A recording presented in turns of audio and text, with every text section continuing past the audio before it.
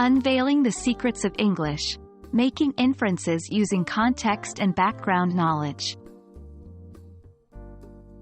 Hello learners. Welcome to another exciting session in our series on English language learning.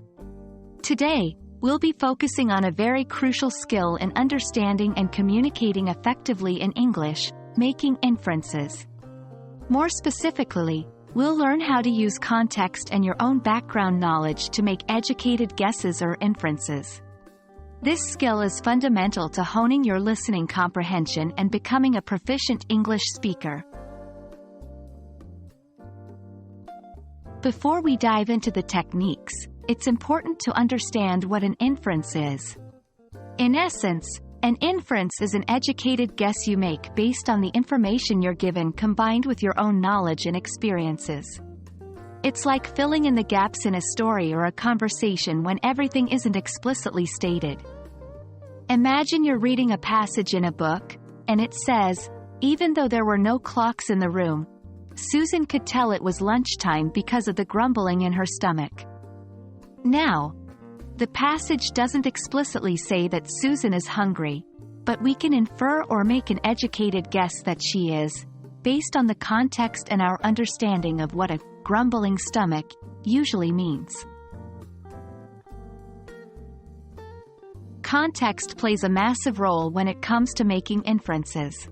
It refers to the surrounding information, circumstances, or events that help give meaning to something.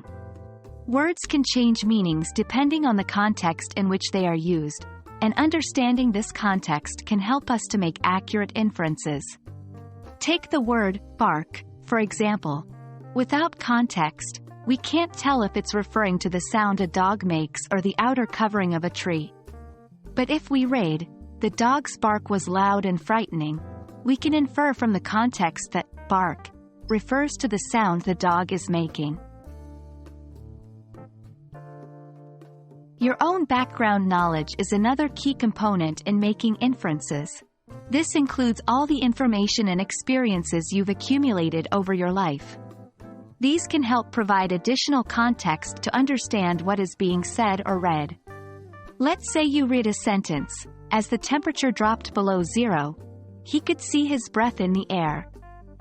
If you have background knowledge about cold weather, you can infer that it's a very cold day, even though the sentence does not explicitly say that. One of the best ways to improve your inference skills is through regular practice.